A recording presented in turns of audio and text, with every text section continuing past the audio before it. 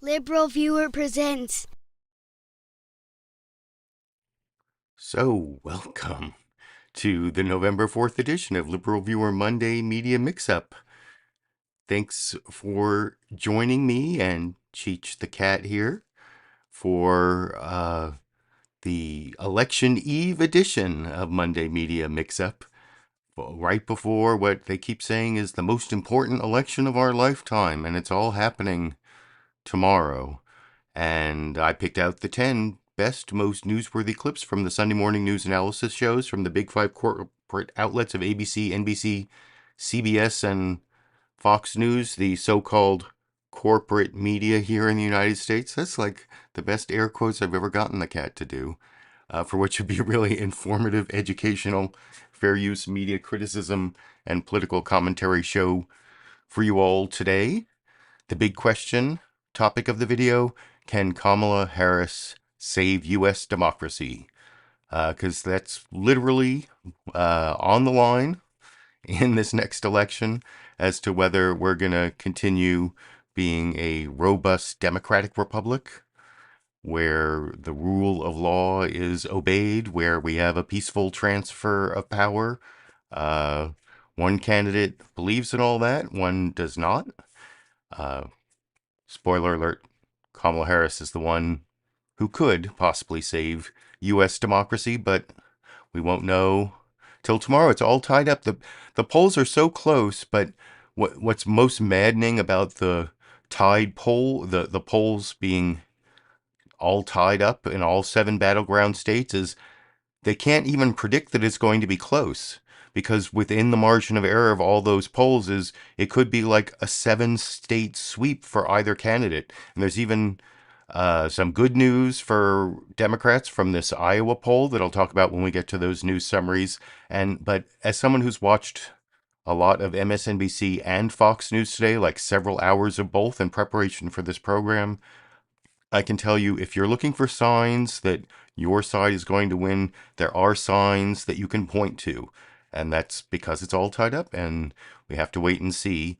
I'm going to get to the 5 news summaries, which mostly ABC has Rick Klein doing a bunch of polling data, but a lot of them are like on the ground reports from the battleground states.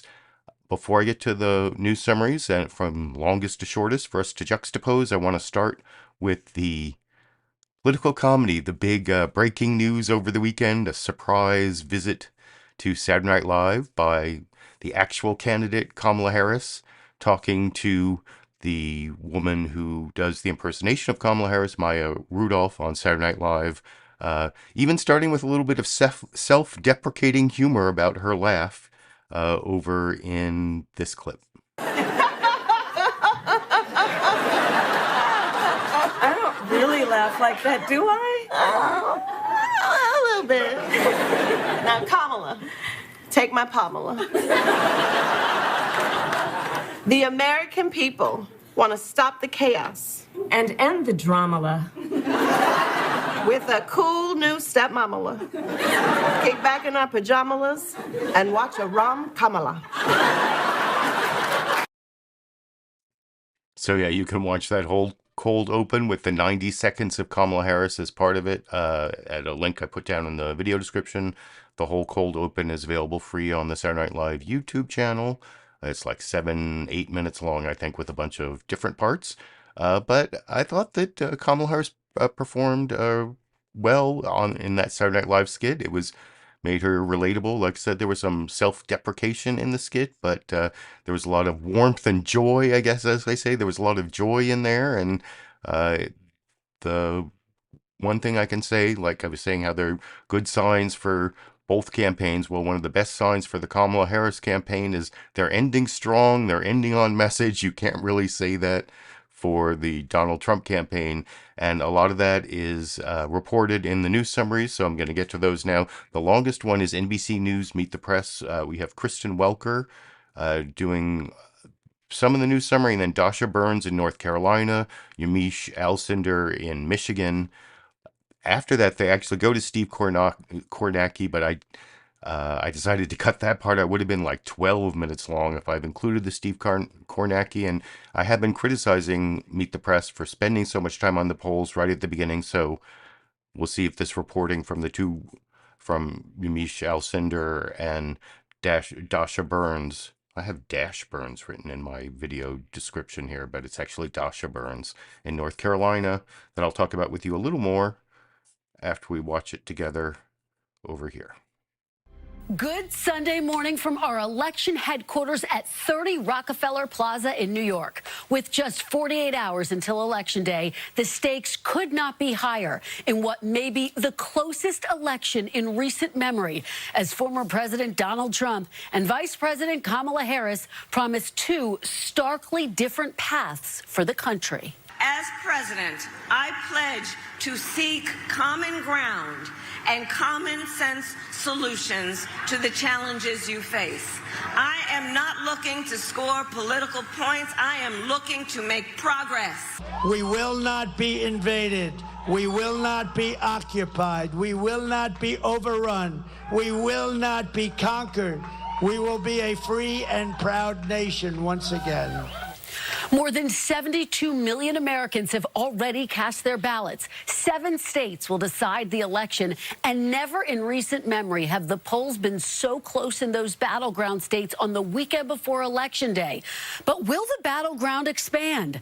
A shocking new Des Moines Register Iowa poll out overnight shows Vice President Harris leading former President Trump 47 to 44% among likely voters. Mr. Trump had an 18-point lead over President Biden in the state back in June.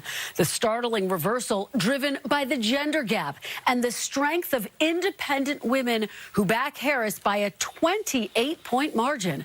Both candidates are urging voters to show up. For those who haven't voted yet, let me just be clear, no judgment, but you still have time. So I've come today with a message of hope for all Americans with your beautiful vote. Oh, we don't want your money. I don't want your money. I want your damn vote. Now, our final NBC News national poll completed overnight shows the race statistically tied among registered voters, 49 to 49%. Can the vice president hold her ground with Black and Latino voters and deliver a superior ground game? Can she grow Democratic support in the suburbs? And will the issue of abortion power women to the ballot box? Can former President Trump break through the blue wall as he did in 2016 on the issues of the economy and immigration? Can he narrow the margins among Black and Latino voters and turn out young men? Will Nikki Haley voters stick with Trump? And if he loses, will the former president accept the results? He still hasn't conceded the 2020 race and is already spreading baseless claims about the 2024 election. Vice President Harris and former President Trump and their surrogates are making their closing arguments. Hello, Wisconsin! Georgia. North Carolina. If we win Pennsylvania, we're going to win the whole deal. We have an opportunity in this election to turn the page on a decade of Donald Trump trying to keep us divided and afraid of each other. Kamala, who's grossly incompetent, broke it. I will fix it. Donald Trump's a loser in everything that he's done. You cannot, Kamala Harris, pretend that you had nothing to do with the Biden administration when you are the sitting vice president. And in many cases, our allies are worse than our so-called enemies. Day one, if elected, Donald Trump would walk into that office with an enemies list. When elected, I will walk in with a to-do list. I consider myself to be the father of fertilization. I want to protect the women of our country.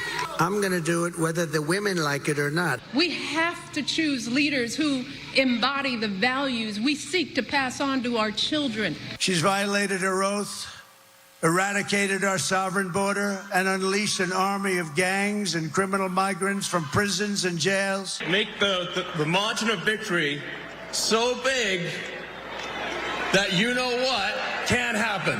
The only thing can stop us is the cheating. It's the only thing that can stop us. He is the person who stood at this very spot nearly 4 years ago and sent an armed mob to the United States Capitol. We will never give in. We will never give up. We will never, ever back down, and we will never, ever, ever surrender.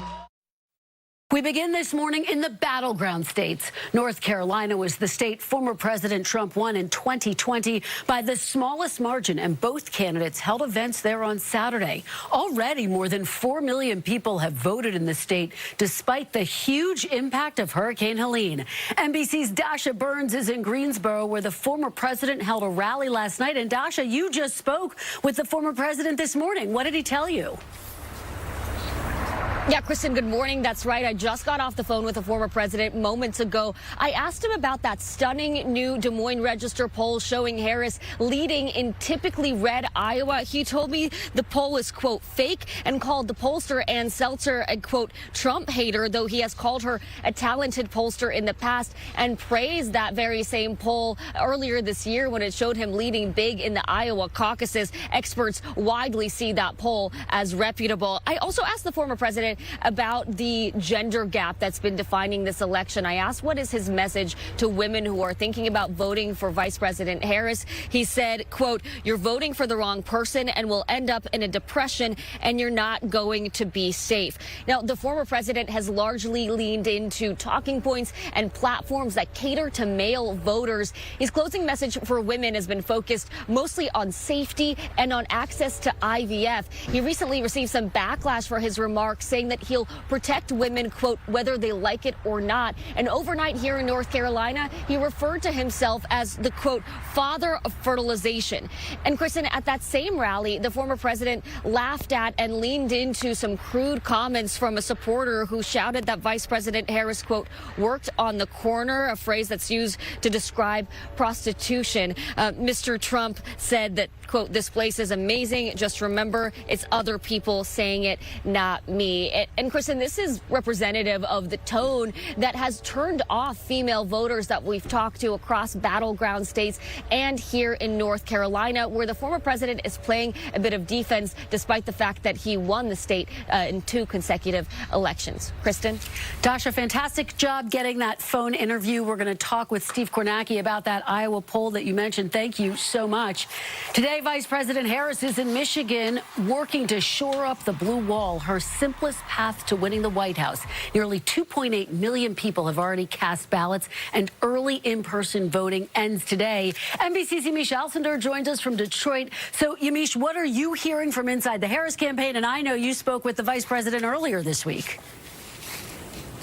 Well, good morning, Kristen. From Battleground, Michigan, the Harris campaign is feeling cautiously optimistic as the vice president delivers a closing argument centered both on attacking former President Trump as a danger to democracy and on outlining her optimistic vision for the future. And this week, in an exclusive interview with me, Harris said if elected on her first day as president, she would put forth a package of bills centered on lowering the cost of living for Americans and that the economy will be her top priority. Meanwhile, senior Harris campaign officials say their internal data shows they are winning battleground voters who have made up their minds in the last week by double digits. Still, Harris is doing everything possible to avoid the blue wall crumbling like it did in 2016. Hence, today she's here campaigning in Detroit and East Lansing. A Harris aide also tells me they have a big operation focused on Dearborn, Michigan, which has a significant Muslim community in this state. That source said Harris has, quote, meaningful support from local leaders there and some national Muslim groups.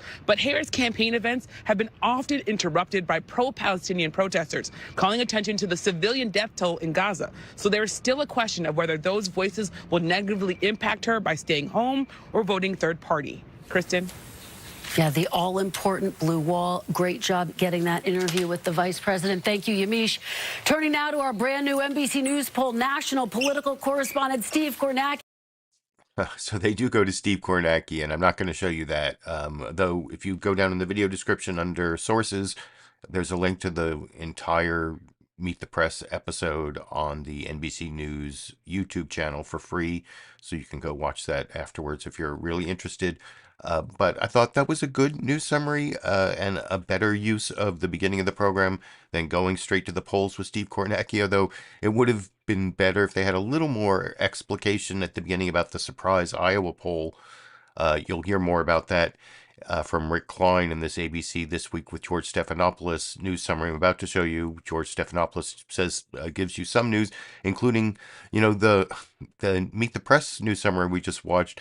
They had all those clips in there, and they were all from the last week of the campaign. It's amazing how many news cycles and all the garbage stuff was kind of missing. And that was one of the themes of the week was the garbage. First, on my Monday program, I was able to show you the Sunday night Madison Square Garden, or was it Sunday? I was able to show you the Madison Square Garden comment of the comic Tony Hinchcliffe, who talked about Puerto Rico being an island of garbage, although he made several other racist, and there was an anti-Semitic one. There was something about Latinos that I showed at the beginning of the program last week that was worse than the Puerto Rico thing, that for some reason didn't get the same traction as the Puerto Rico garbage thing. But then they went through the whole garbage, Joe Biden kind of flipped that whole news story so that he was supposedly called Trump supporters garbage, and Fox News picked that up really heavily, they're calling 50th the basket of deplorables moment for the Kamala Harris campaign. And anyway, a lot of that whole thing was missing. And even though Meet the Press showed a whole bunch of clips, and they were all from the last week, but they kind of missed that part of the thread, I would say. Shows up more in the ABC This Week with George Stephanopoulos news summary, starting with George Stephanopoulos, and then going to Rick Klein talking about 3 different polls: the ABC Ipsos poll, the Times Sienna, New York Times Sienna poll, and then this surprise Iowa poll that I'll talk about with you a little more after we watch that news summary together over here. Good morning and welcome to This Week. It is almost over. What comes next is anyone's guess. What we do know is this: no election since the Civil War has posed such a test of our constitutional system. Whether to accept election results and the peaceful transfer of power has never been on the ballot like this. The stakes in this election are as high as it gets. The differences between the candidates are as stark as it gets. And as we emerge from the final weekend, the polls suggest that this election is as close as it gets. Our team is here to cover it all. We begin with the closing arguments of the candidates. Perhaps it's fitting that the final week of this ugly presidential campaign began with garbage. I don't know if you guys know this, but there's literally a floating island of garbage in the middle of the ocean right now. Yeah. I think it's called Puerto Rico. The comedian at Trump's Madison Square Garden rally echoing Trump's take on America. We're like a garbage can for the world. That's what's happened. That's what's happened to. We're like a garbage can. It's the first time I've ever said that. Kamala Harris pounced on that rhetoric. He talks about America being the garbage can of the world, and just continuously, I think, demeans the character and nature of who we are. But as she was delivering her closing message, on day one, if elected, Donald Trump would walk into that office with an enemies list. When elected, I will walk in with a to-do list. A roadblock from President Biden, responding to the Trump comedian. The only garbage I see floating out there is his supporters. His demonization is seen as unconscionable, and it's un-American.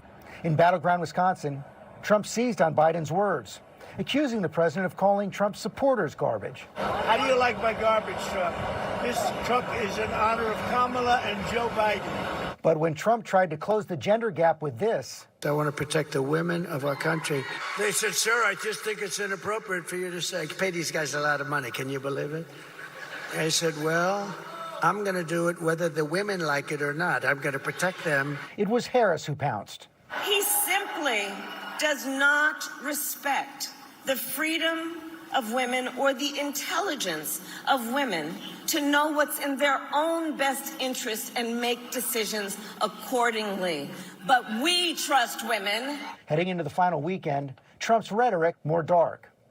She'll get overwhelmed, melt down, and millions of people will die. You're going to die. Even appearing to suggest that fellow Republican Liz Cheney, now a Harris supporter, should face gunfire. She's a radical war hawk. Let's put her with a rifle standing there with 9 barrels shooting at her, okay? Let's see how she feels about it. You know, when the guns are trained on her face. Harris argued those attacks make Trump unfit for office.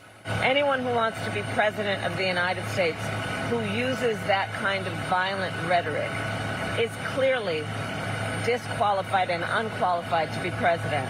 And her campaign drew attention to Trump's Milwaukee rally Friday night, where Trump became visibly frustrated by a faulty microphone. Do you want to see me knock the hell out of people backstage? You want to see me? They posted a short clip from the moment, suggesting Trump was making a lewd gesture. The campaigns crossed paths in North Carolina Saturday. We have 3 days left in one of the most consequential elections of our lifetime, and we still have work to do. If I don't win this thing after all this talk, I'm in trouble. You please go and vote. See President Trump blowing his voice out right there. Let's bring in our ABC News Washington Bureau Chief Political Director Rick Klein. New poll this morning. Yeah, George, this latest ABC News Ipsos poll has Kamala Harris holding a 3-point lead nationally. That's up 49-46 over Donald Trump. She was leading by 4 points a week ago, but that's all within any margin of error. Remarkably, Trump's level of support just does not seem to move at all, no matter what happens in this race. You'll recall 4 years ago, he got about 47% of the vote. We go back 4 years before that. 46% of the vote. In our polling, he has been no lower than 45, no higher than 48. But of course, what matters at this point is the battleground states. And this is what we see, the latest and last numbers from the New York Times Sienna polling. We see, intriguingly, that right now Harris is up in 2 southern battlegrounds that are kind of must-wins for Trump in North Carolina, also in Georgia. At the same time, we see a tie, a virtual tie in 2 must-win states for Harris in Pennsylvania and in Michigan. So that kind of scrambles the electoral math. But just to underscore the uncertainty, George, there is a new poll out today from the Des Moines Register that shows a genuine shocker. 47-44 Harris. Yes, Harris in Iowa. That would be a major, major upset if that happens on election night. Yeah, it sure would. One thing we are sure about, Rick, is the country's in a sour mood. Yeah, George, it sure is. And a whopping 74% of the country thinks that we are on the wrong track as a nation. That includes half of all Harris supporters and 98% of Trump voters. Those are the kind of numbers that are just brutal for an incumbent party. But this is an unusual election in so many ways. One place where Harris does have an edge is in favorability. A big edge, actually. She's about even, 48-48 in favorability. Donald Trump, meanwhile, is 23 points underwater on that question, viewed unfavorably by 60% of the country. So walk through some of the electoral maps that each campaign is focused on. Yeah, we're pretty locked in at this point, and this is what the battleground states look like. These yellow states are the ones that are really up for grabs. If there are no other surprises, the most straightforward way for Kamala Harris to win is to hold the blue wall, to win the 3 Rust Belt states that are battlegrounds: Wisconsin, Michigan, Pennsylvania. That's 270. That is your magic number. Assuming no surprises anywhere else, that would be the easiest way for her to win. On the other hand, there's some opportunities that exist for Donald Trump.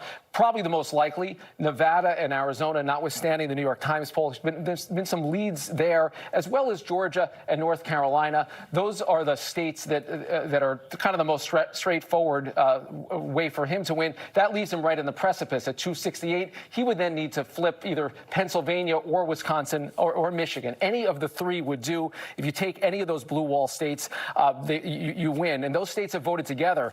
Only one time in the last 44 years have any of them broken from each other. The biggest battleground, Pennsylvania, as always, as close to a must-win as exists for the campaigns. Okay, Rick, thanks very much. Bringing the rest of our political team right now. I want to start with our chief Washington correspondent, John Carl. So, yeah, I thought that was a better summary of the, news cycle of controversies this last week. There were so many of them. A lot of them had to do with garbage, but then there was the, I'm going to protect women whether they like them or not, or the I want to have Liz Cheney holding a rifle with 9 rifles firing at her face comment that the Drudge Report called a firing squad. And that was picked up by a lot of the media, which didn't help the Trump campaign. And there was so many different controversies. And I think that in a shorter period of time there, the ABC This Week with George Stephanopoulos news summary covered it better. And then they went to Rick Klein, and he covered all 3 of the polls, including that weird Iowa poll, the Ann Seltzer poll, that apparently has a really good history of being accurate, although it's still within the margin of error. Even though Kamala Harris is up by 3 points in Iowa, it has a 3.5-point margin of error.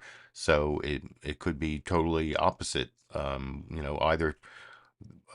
And neither one of them is at 50%, so there's still like 9% out there. So it's not really predicting that Kamala Harris is going to win Iowa anyway, but it is kind of surprising. And the Ann Seltzer poll, since it has a history of accuracy, I watched her being interviewed a couple times today, and that means she doesn't have to try to skew her numbers to make up for what she didn't find in 2 years ago or 4 years ago. Like, what did she oversample or undersample? She doesn't do it that way, so maybe it will be accurate. I guess we'll see. The one thing I would quibble with about the Rick Klein analysis of the electoral map is he said that if Kamala Harris wins Michigan, Pennsylvania, and Wisconsin, that gets her to 270 without any other surprises. Well, there is kind of this swing elector in Omaha in Nebraska, because they don't have a winner-take-all system there. So to get to 270, Kamala Harris also has to get that swing elector in Omaha, Nebraska that they didn't mention. Now I'm going to go to the so-called news summary over on Fox News Sunday. Shannon Bream starts.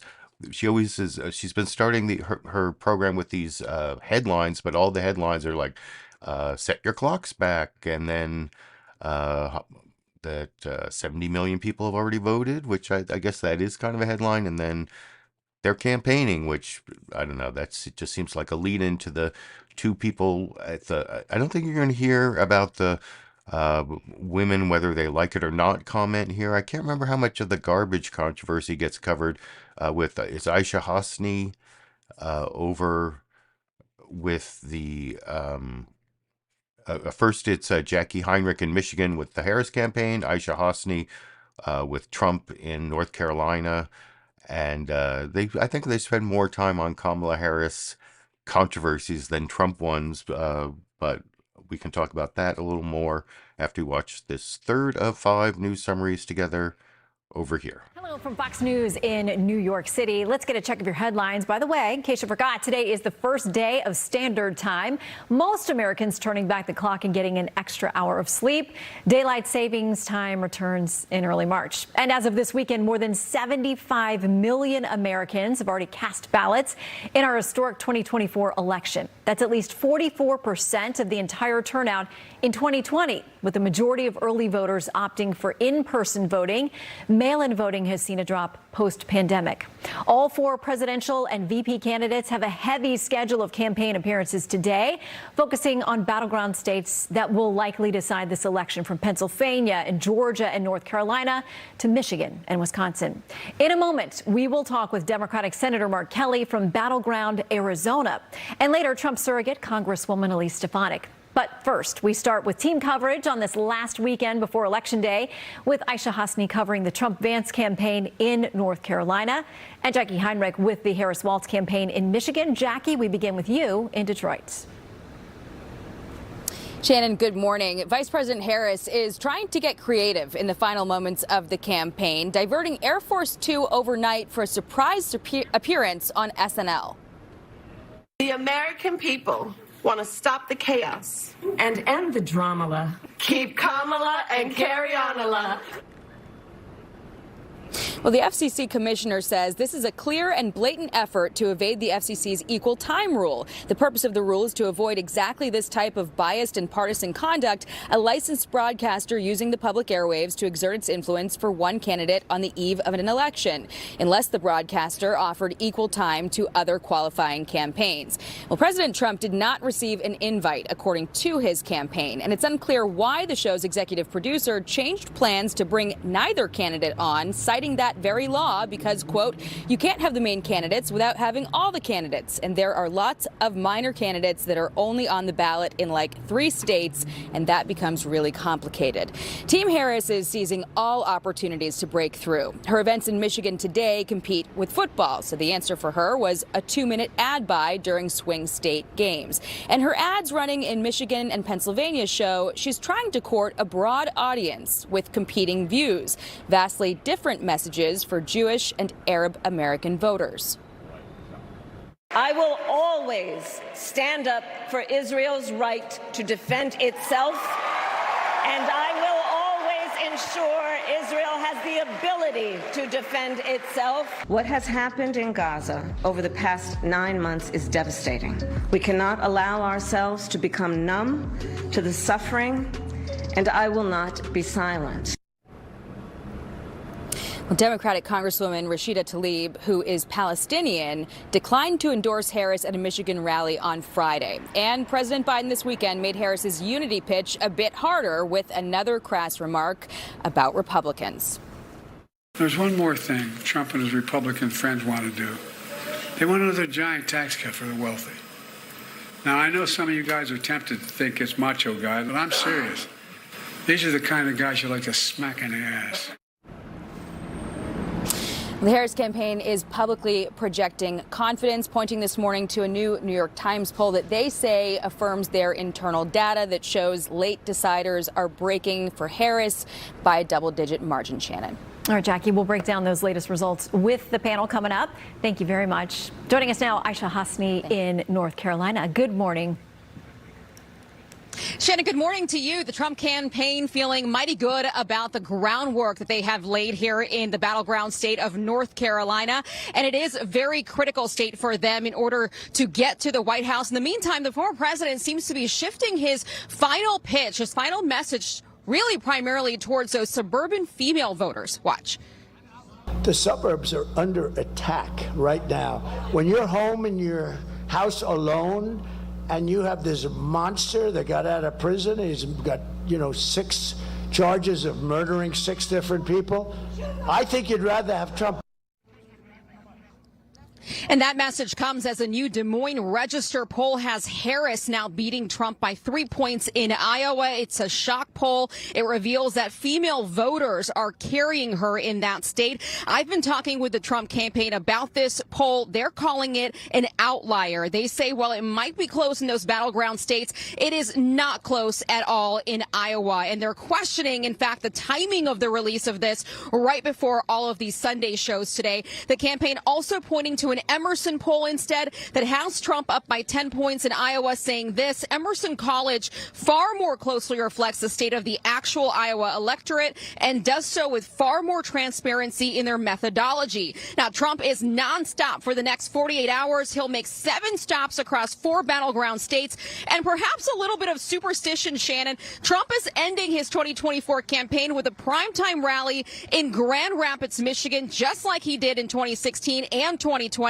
The ticket isn't just hitting swing states, though. They're also going after those blue-leaning states like Virginia last night. Senator J.D. Vance is also in New Hampshire today with Don Jr., and the campaign tells me that they are feeling very pleased with how they have reached to those low-propensity voters, voters who don't normally turn out for elections. Their internal numbers are showing them that they are exceeding Vice President Kamala Harris in that voting bloc in all of the battleground states. Shannon? All right, we'll soon know. Aishah Hasnie reporting in North Carolina. Thank you.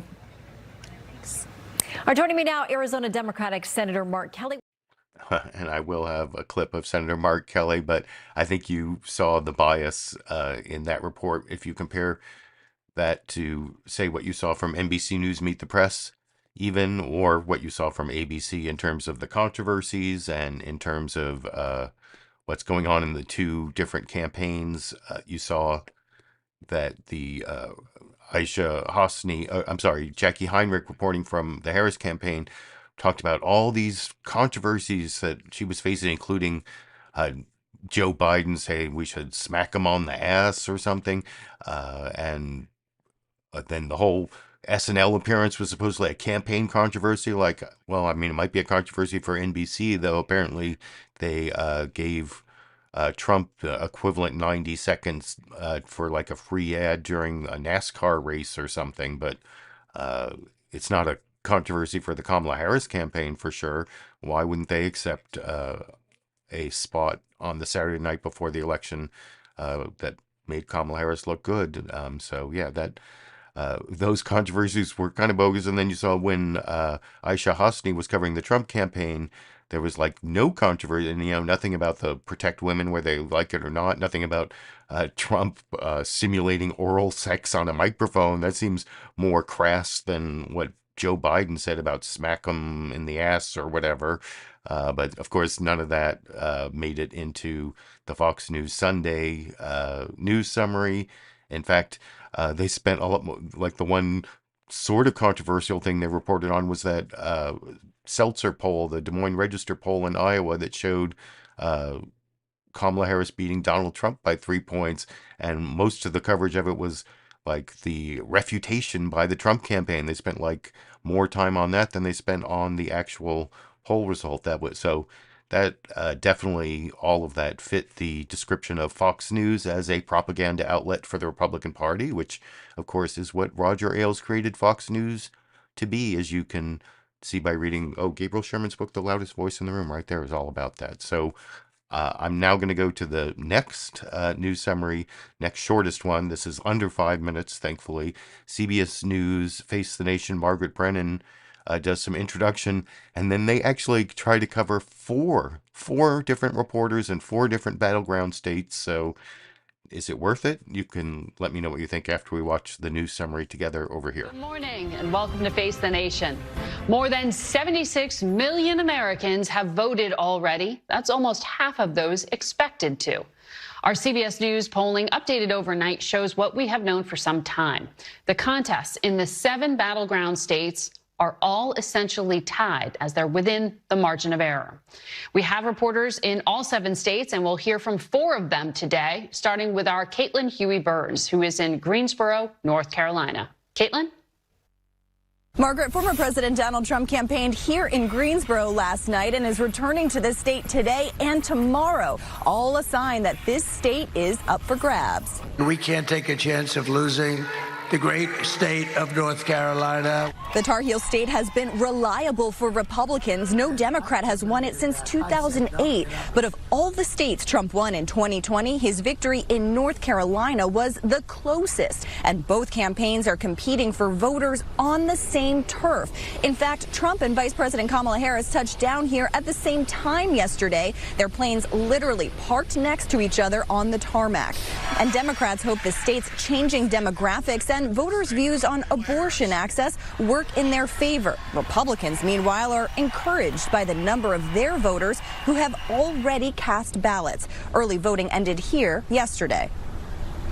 I'm Nikole Killion in Georgia, where both candidates are making last-minute stops this weekend. The Peach State has been in play since President Biden flipped it in 2020. According to the Secretary of State, over 4 million ballots have been cast. That's more than 3 in 4 who were expected to vote this year. Some of the highest participation totals are coming from Republican strongholds outside of Atlanta, something GOP sources tell us they're encouraged by. But top Democrats in this state believe they're also competitive. Plus, more than 1 million black voters have cast ballots. That is a critical demographic, particularly for the vice president, although the former president is trying to siphon off support. This weekend marks the last time that Harris and Trump will likely be in Georgia, but their running mates will be here, and both campaigns have events planned through the election with the goal of capturing this state's coveted 16 electoral votes.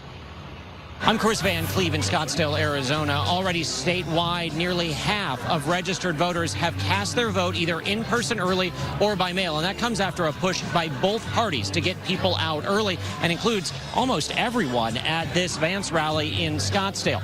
On the ballot, a closely watched Senate race and abortion. Voters leaning towards Trump tell us immigration and inflation are key issues. Voters leaning Harris see different solutions for the border and are focused on women's rights and protecting democracy. One place where both sides agree is concerns over voter fatigue due to a longer than usual ballot that could lead to delays for those voting on Tuesday. Local leaders say security will be tight.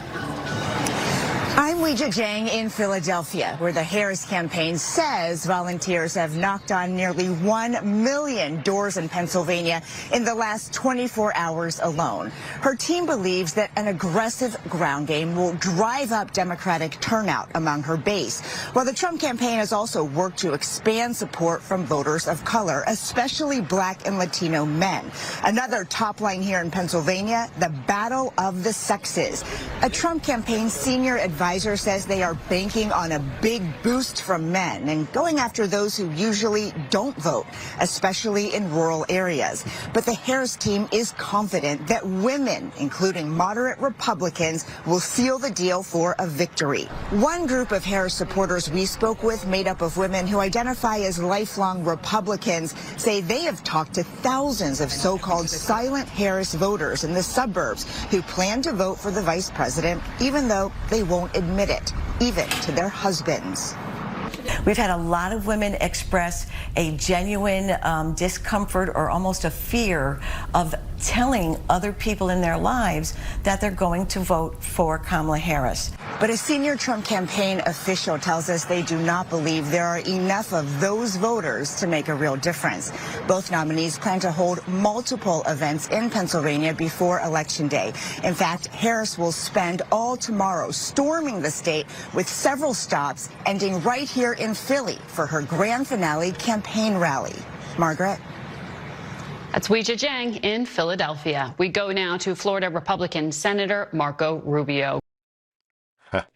And I will have a clip of Senator Marco Rubio coming up, getting sort of cross-examined by Margaret Brennan about the effect of the Puerto Rico is an island of garbage comment on Marco Rubio's attempts at Hispanic outreach for Republicans. But I don't know what you thought of the way CBS News did that. The other two news summaries that used reporters, the Fox News one and the Meet the Press one, they were in two battleground states, but they were each reporting on one candidate campaign. There you saw four different reporters. What was it? Arizona, Pennsylvania, North Carolina, and Georgia. And they were more reporting on, the specifics of each of those states, which in some ways it was more informative. I don't know. And I mean, I actually kind of like having both different ways of summarizing what's happening right before the election.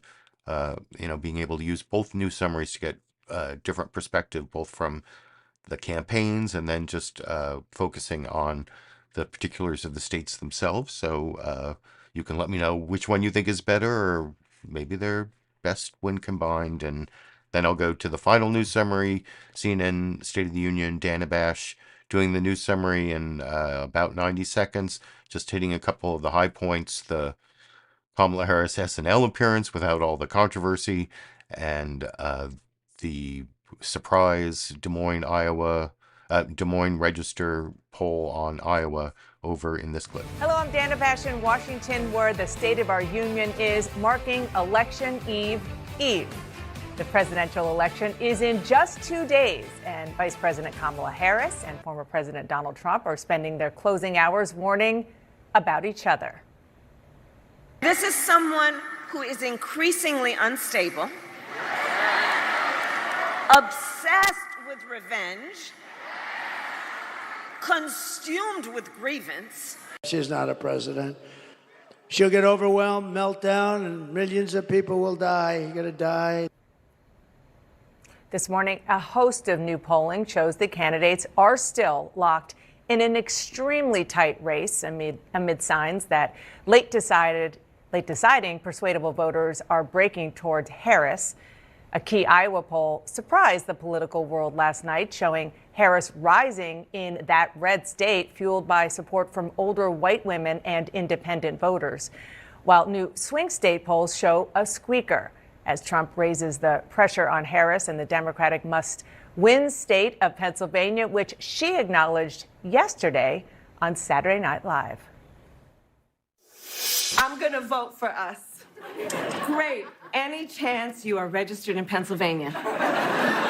Nope, I am not. Well, it was worth a shot. Here with me now, somebody who was on the ballot in Pennsylvania just 2 years ago, Democratic Senator John Fetterman. And the final newsmaker clip I'm going to show you is that John Fetterman clip, clip 10, right before the bonus Cheech and Chong, the kittens clip. But I thought that was an okay news summary, and it was much briefer. They covered a lot of the same topics later in the program, and you can see the whole CNN State of the Union program down in the video description under sources. I put links to the source of all the clips. Now I want to get to the 4 newsmaker clips I have for you. I don't have one from ABC this week with George Stephanopoulos because they decided to have like a special election edition, all like their correspondents and contributors with no newsmaker interviews on ABC. So there won't be an ABC clip. There's some of the kittens are doing something over there live that's distracting me a little. But oh, the first clip I want to show you is I guess it's the cross-examination of the week from NBC News Meet the Press. It's Kristen Welker has something. I saw in the live comments they were talking about times that Donald Trump has referred to Democrats as garbage.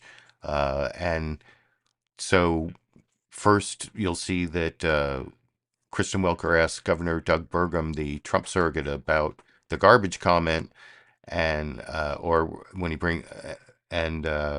he accuses, well, here, the first question that she asked Doug Burgum is whether, just asked him about the offensive comments about Puerto Rico made by the comic at the Madison Square Garden rally. And then when he turns around and says that Joe Biden called Trump supporters garbage, she has a clip all keyed up of Donald Trump calling Harris supporters garbage for, I guess, the cross-examination of the week over in this. Governor, let me ask you about a big story this week. The campaign continuing to deal with the fallout from the offensive comments about Puerto Rico made by a supporter of former President Trump, by that comedian at that rally last weekend. The Puerto Rican community in Pennsylvania factors almost 500,000 people in that critical state, some saying they were absolutely furious about the comments, hurt that former President Trump hasn't apologized. Do you think that this incident could cost former President Trump the state of Pennsylvania, which is critical to winning? Well, I was there last Sunday at Madison Square Garden when this insult comic at 3 p.m. in the afternoon, hours before President Trump even arrived at Madison Square Garden, made the comment, and the crowd was groaning. I mean, there was not approval from a very supportive Trump audience. So this is not how Trump supporters feel. It's not how President Trump feels. And then of course, as you reported earlier today, you know, what a comic that no one's ever heard of says something versus the President of the United States calling half the voters in the country garbage, President Biden. I mean, I think this shows two things. One, it's the disrespect of this administration for Americans and their concerns, whether it's the border, whether it's inflation, but it also reflects what we've seen is that that Vice President Harris was part of this cover-up of Joe Biden's capacity. Well, speaking of that, Governor, former President Trump had this to say back in September on that point about garbage. Listen. It's not her. It's the people that surround her. They're scum. They're scum. And they want to take down our country. They are absolute garbage. So, Governor, is it hypocritical to fixate on President Biden's comments, considering Donald Trump used the word garbage to describe Kamala Harris's supporters? Well, I think what we're seeing here again this week, and whether the parsing of comments from the last 7 days is not what's going to determine the election. I mean, I would be thrilled to be on this show talking about the fact that North Korea is sending troops to Ukraine, that Israel's getting ready to confront Iran over their nuclear weapon. But this is American politics, and this is the season of the last week before election. There's always a lot of naming name calling in the last week. This has all happened before, but I think in the end of the day, the voters are going to make a decision about their own condition, and people telling them what they should be enraged about because he or she said this thing is not the same as a person's lived experience. If their lived experience is they're having trouble making their paycheck pay for their food, their gas, their clothing, their rent, or their mortgage payment, that outweighs in the end. The economy is what's going to drive voters on Tuesday, not what somebody may or may not have said. Most Americans don't have time to listen to all of these the soap opera of which comments people should be concerned about. All right. Well, Governor Burgum, as you know, enjoy talking foreign policy with you always, so we'll have you back to talk about that. But thank you for being here just days before the election to talk politics. We really appreciate it. Great. Thank you, Kristen. So, yeah, that was a good little cross-examination trap that Kristen Welker laid there for Governor Doug Burgum, having that clip ready to play where Trump, I mean, that's one of the most crazy things about what the Republicans are trying to do with these comments. Like, they're trying to say that the Democrats have the demeaning, divisive language just because they point out that Trump is demeaning and divisive, that he uses fascist language. And so, like, if you point out someone's using fascist language, that means that you're being divisive. It's like one of the weird switcheroos that Republicans have tried to pull. And you'll see it from Shannon Bream even more starkly when she's questioning Senator Mark Kelly in the clip after next. But I promised to show you Senator Marco Rubio, who has totally capitulated to Trump after saying very harsh things about him back in 2016 when he was running against Trump and got called Little Marco. And then they had the whole thing about the size of their hands that I guess is sort of a precursor to the whole bro campaign that's going on now. But the Trump campaign has been trying to do a lot of outreach to Latinos, and Marco Rubio is asked here about the whole Puerto Rico island of garbage remark and whether it's hurt his outreach to Latinos, and he does his best to say no. And you'll see by the end, that by the end, Margaret Brennan is saying, okay, well, I guess you are saying it hasn't had an effect, but I don't really believe it over here. In recent days, the Harris campaign has said they have seen favorable movement towards them with Latinos and with undecided voters, particularly following that New York rally we referenced there with the insult comment making remarks about Puerto Rico. You've been focused on outreach to Hispanic voters for the Trump campaign. Are you concerned that this unforced error hurt outreach? Well, there was no unforced error. I mean, a comedian made a joke and it was tasteless, but it wasn't Trump that said it. It wasn't, this guy's not going to be in his cabinet. I mean, this comedian's not going to be a member of his government. He's certainly not running for anything.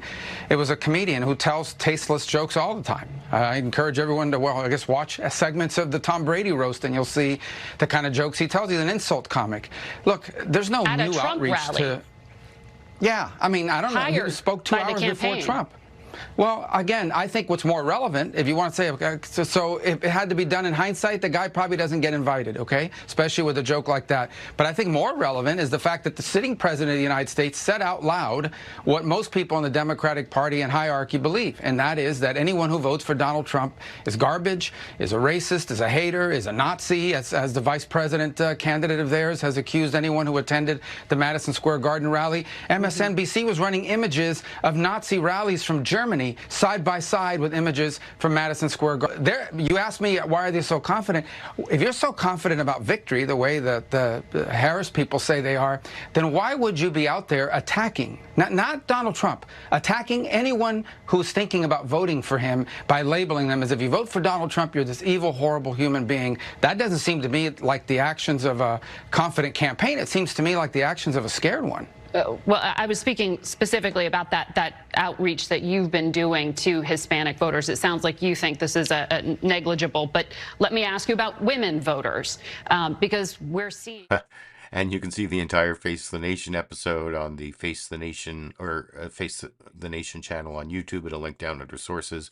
You want to see Marco Rubio try to defend the Trump campaign on women.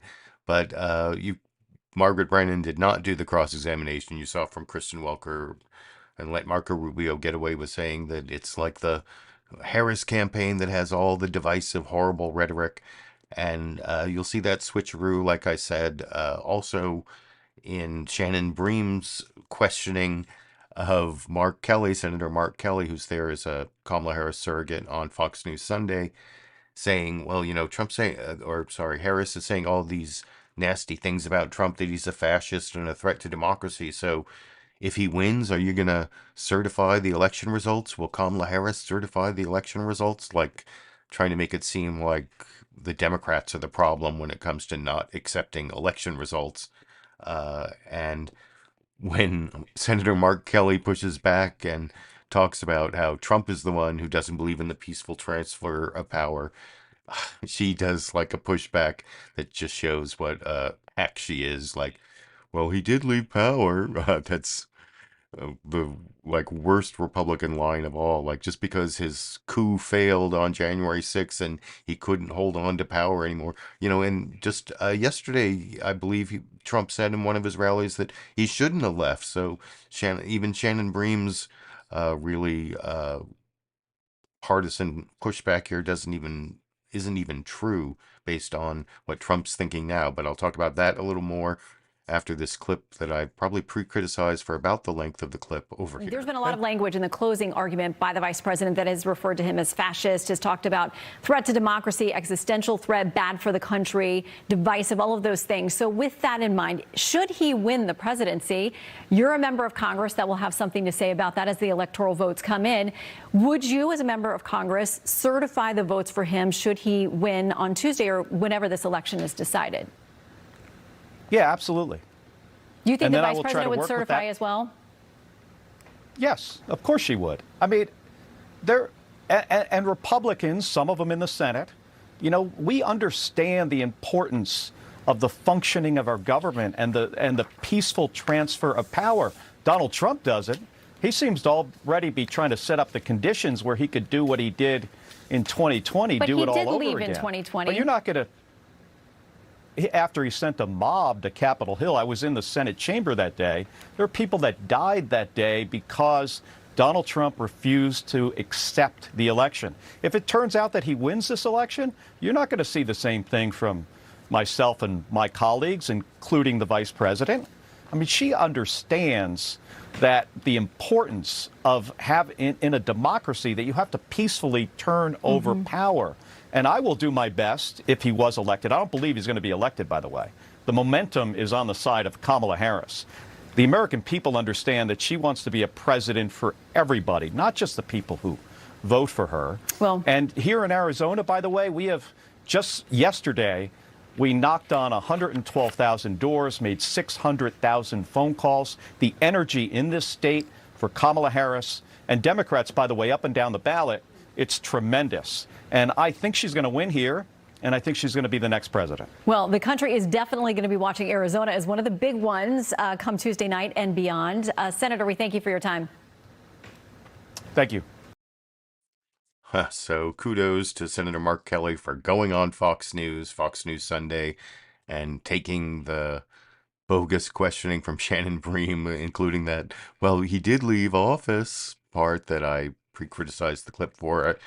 Then, Shannon Bream goes on to interview the the Trump surrogate Democrat Alyssa Slotkin, who is all the questions or almost all of them are softball questions. Even when she does ask some, more difficult things about Trump's problems with women, doesn't really bring up the really bad stuff that he said, or even like the I'm going to protect them whether they like it or not. That doesn't get brought up in that interview, of course. None of the more partisan, if Shannon Bream was doing that kind of partisan talking points against the Democrats, but then switched it around for the Republicans, it would be different. But that, of course, is not what happens on Fox News, and Shannon Bream did not do that. I can't show you the transcript because they have been really spotty about uploading the transcripts for Fox News Sunday for reasons I don't quite understand. But anyway, I'm getting to the last newsmaker clip before the bonus Cheech and Chong, the kittens clip at the end. And this is the one I promised earlier of Pennsylvania Senator John Fetterman. And this is another example. I said I like the way he speaks. He speaks like a regular person. I think in one of my live streams a few months ago, I said he was one of my favorite senators, and people mistook that as thinking that I agree with. There are a lot of his statements on the Israeli-Palestinian conflict that I don't agree with, and I wasn't by saying that I like him saying I agree with all of his policy positions. I like that he speaks differently, acts differently. He has like a persona that's so different from all the other people in the Senate. And this clip is a good example of that. You'll see he throws the word shit into his answers twice on CNN State of the Union. He throws it in there, but not in a way like it's not Trump, calling, it's not shithole countries or whatever. He's not using it to attack people. He's just throwing it in like people do when they're, speaking in the vernacular or whatever. And so I thought I would include that for the final newsmaker clip of the program over here. Donald Trump has been laying the groundwork to challenge the election results. I just want to show one example, just one, of what he is posting on Truth Social and saying elsewhere. We caught them cheating big in Pennsylvania. Must announce and prosecute now. This is a criminal violation of the law. Stop voter fraud. Not only have we seen evidence of his claims, local officials are saying it's not true. How worried are you about what is going on? I mean, that is my question. How worried are you? Oh, it made me tinkle hearing that. I mean, it's the same shit that he played in 20, and that didn't go anywhere. Well, but it also our election. But that's why I'm asking you this question. How worried are you about this being a repeat? Because he didn't win, but it caused a lot of problems. Well, I'm not worried about it. It's just like a thing. It's the same thing that he tried in 2020, and we had absolutely a secure election. And now there was voter fraud in Pennsylvania, and it was a handful of Republicans, and they had their dead moms voting for Trump. And I'd like to remind everybody that they were all caught and they were prosecuted. And now, and again, Dan Patrick in Texas still owes me a significant lot of money for the reward that he owes from 2020. There was no voter fraud. He tried, and I would just tell him that desperation is the worst cologne. And I expected he was going to do that. It's not going to be effective, just any more effective than it was in 2020. And anyone that platformed his lies, that was a very expensive kinds of habit as well, too. Fox had to pay over $800 million for those kinds of lies.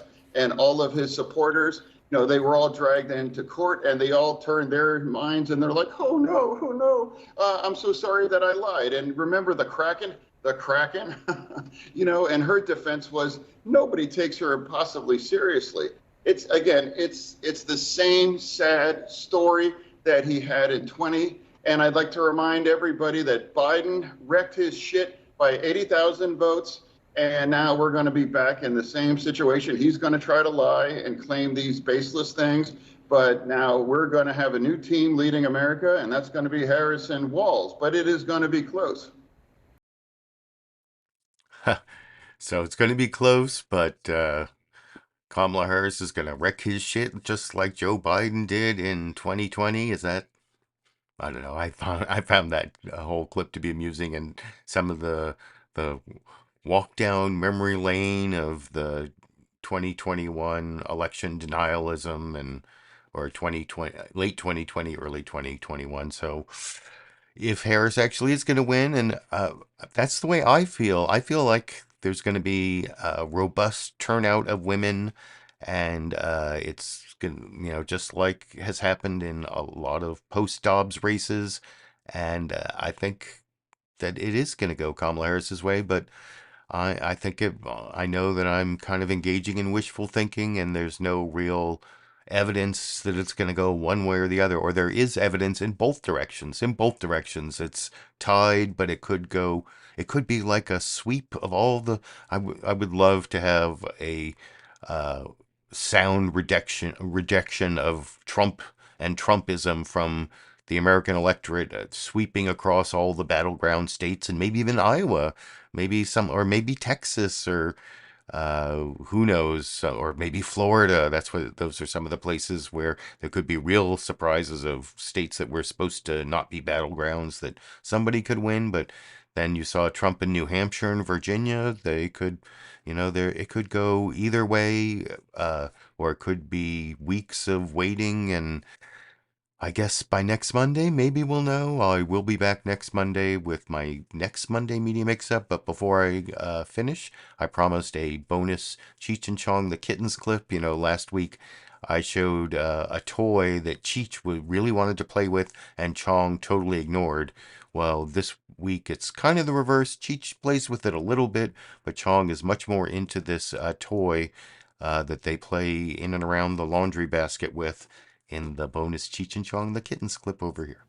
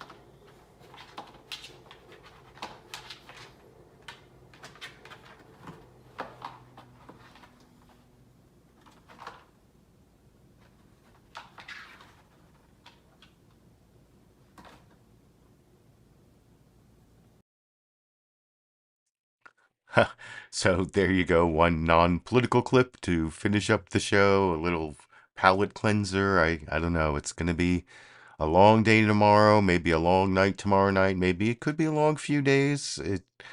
Like I was saying before the clip, who knows? Maybe I'll have some other reason to upload a video. I have some other local activism work to do this week, so I may not have time to do a post-election video, but who knows what might happen. But I will be back next Monday, every Monday through January 20th, 2025, to make sure we find out if the person who is elected tomorrow is the same person who takes office on January 20th.